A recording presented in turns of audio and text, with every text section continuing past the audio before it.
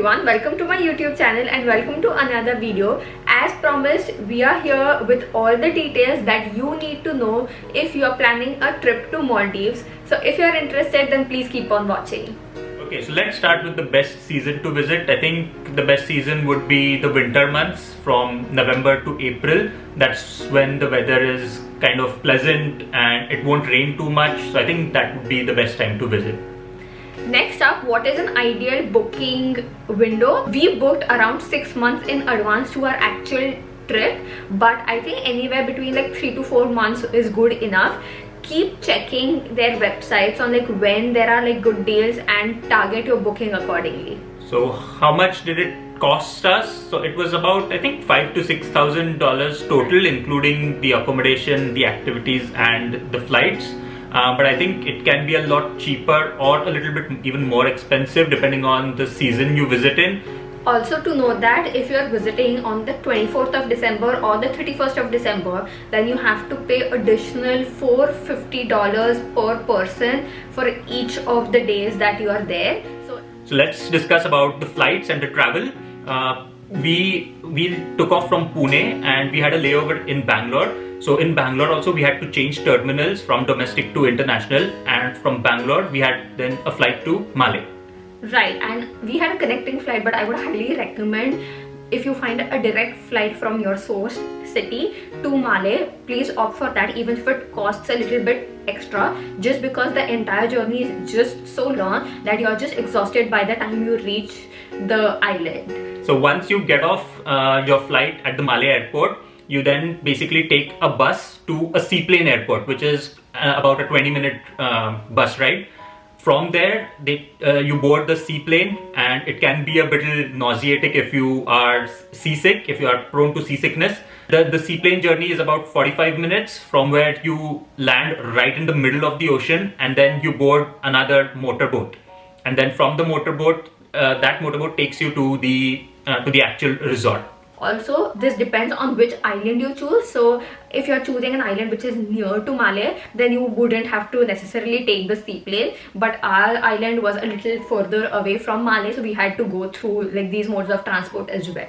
Okay, next up, which island would you want to select? So as you know, Maldives is a collection of different islands. There are 1200 odd islands. Not all of them are habited, but you will get to know which ones are habited and which ones are not. Each island is basically one resort. So while doing your research, make sure that you visit the ones that are a little reputed, because we have seen a bunch of videos which show that the expectation and reality are not the same. We will make sure to leave a list of all the islands that we researched about, and the island that we shortlisted is Veli. The resort name is Siyam Veli. So if you want to refer to the list, I think we did a pretty good research. So do check that out. Okay, so the package options that we could choose from. So this resort that we booked, Siyam Veli, they had 4 options. One was half board, full board, all inclusive, and breakfast only. So let me quickly break down what it exactly means. If you choose the option breakfast only, it means that you will get breakfast along with the accommodation. For lunch, dinner and high tea, you have to pay extra out of pocket at the resort itself. Half board basically means that you will be provided with breakfast and dinner, and lunch is something that you have to pay out of pocket. Full board means that breakfast, lunch and dinner is included in the package itself along with the accommodation, and all inclusive means that everything on the resort is included for you with a certain caveat that I will talk in a little bit. But basically all your meals, all your drinks, alcohol, non-alcohol, everything is included along with the accommodation. So for us, we opted for half board for the first 2 days when we stayed on the beach villa, and we opted for full board for the rest of the 2 days when we stayed on the water villa. So next up, let's discuss what type of accommodations were available at Siyam. The first one was a beach villa where we have a cottage right on the beach and you have direct access to the beach and the ocean. The next one was the water villa, where it's literally a cabin on the water, which is a little bit further inside from the beach, and you almost feel like you are living in the ocean then. And third one was similar to the water villa, just that it was west facing and you get a beautiful view of the sunset along. Now let's discuss some of the complimentary things that you will get even if you opt for any of the packages that we mentioned previously. You will get complimentary snorkeling gear, so you can just take the gear and go and explore yourselves. Second, you will also get a free sunset dolphin cruise. So basically they'll take you in the middle of the waters where you will see a beautiful sunset and dolphins around you. You will also get a complimentary floating breakfast if you are celebrating an occasion. So for example, we were on our honeymoon, so they gave us a complimentary floating breakfast, which I think it was pretty amazing and like a one-time experience. Next up, immigration. Once we reach Malé, so we being Indian passport holders, we can get on arrival visa with which you can get access to any of the islands or resorts in Maldives. Right, and the relation between Maldives and India is not at its best currently in terms of like political situations, but as far as we know and at the time that we are recording this, there are no restrictions for Indian citizens to travel to Maldives, and you can still get visa on arrival at the Malé airport. Let's talk about food, because why not? I think that was something that I was looking forward to most, just munch on different things throughout the day. But the food quality was, I would say, average, not the best. We had high expectations from the food itself, but having said that, there was so much variety to choose from. I am a vegetarian and Advai is a non-vegetarian, but we had options for both and tons of those, so we never actually faced a problem choosing from anything. So what to do on the island? There's so much to explore, so many things to do that literally 4 days we felt weren't enough. We can do snorkeling, scuba diving. There are different types of cruises like sunset cruise, dolphin cruise. There are other bunch of water activities like motorized boating, parasailing and stuff. Also, just on the island itself, there's a gym, there are different spas where you can take massages. There were multiple options that we could choose from. So there was never a single moment where we felt what should we do.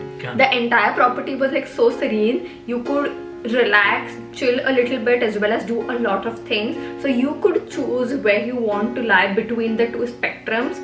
But at the end, we want to discuss a few miscellaneous things that we found to be very important. Once you reach the island, you are assigned a person from the resort who is basically there to take care of you. He will answer all your questions, do bookings for you if you need to do that. And we found it to be so helpful. I think that was the best part, because we didn't have to think twice while navigating through the island. He was basically there to help us throughout. If you're watching this, Sam, you were amazing.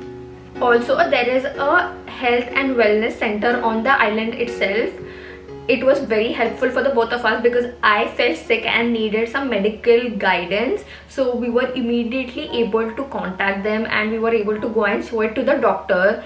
And I think it was really helpful for the both of us. Another thing which I realized in Maldives was that there's a common misconception or stereotype that Maldives is only for romantic couples and for honeymoons and stuff. But there are so many activities to do, even for a group of friends, or even going with your parents, or just a boys group, just a girls group. I mean, it's accommodative for everybody, every sort of group. So it's not just for romantic honeymoon couples, is what I realized there. Yeah. So anybody who wants to plan such a trip, please do consider Maldives. Last but definitely not the least, let's talk about photography and cinematography.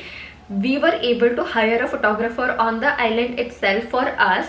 We were able to do a photography session with him which lasted for an hour or so, and then we were also able to get a drone photo shoot and video shoot done. I think the photos and videos have come out to be amazing. Some of the shots that you have seen in today's video are from that, so kudos to the photographer.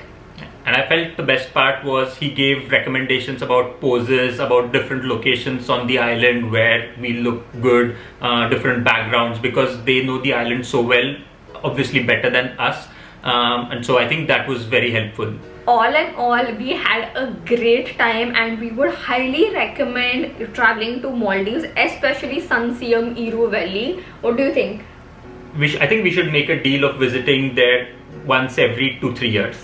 I swear I would definitely do that. And if you have any more questions or something that you think we have not covered, do leave a comment down below and we'll make sure to answer all of your queries.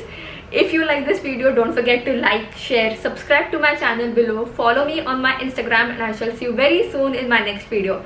Until then, bye.